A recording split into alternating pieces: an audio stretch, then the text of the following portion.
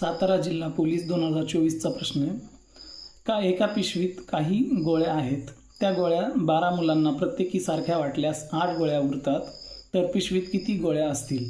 तर 12 मुलांना प्रत्येकी सारख्या गोळ्या वाटायच्या आणि 8 गोळ्या काय होत आहेत, शिल्लक राहत आहेत. तर टोटल गोळ्या किती हे सांगायचं आहे आपल्याला. तर या प्रश्नात आपण काय करणार, पर्यायावरून उत्तर शोधणार.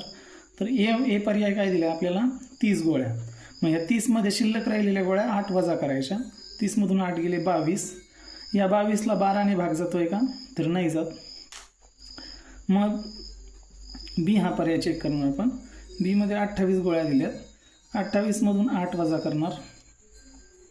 ह्या 8 वजा केल्याच्यानंतर 20 राहतात. ह्या 20ला 12ने पूर्ण भाग जात नाही. मग सी पर्याय चेक करू आपण. सी पर्यायामध्ये काय दिलं आहे की 80 गोळ्या आहेत टोटल. त्यामधून शिल्लक राहिलेल्या 8 वजा करू.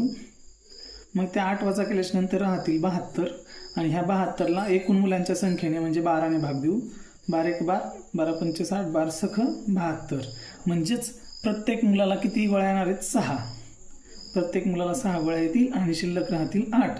अशा पद्धतीने आपलं उत्तर असणार आहे 80. टोटल गोळ्या असतील 80.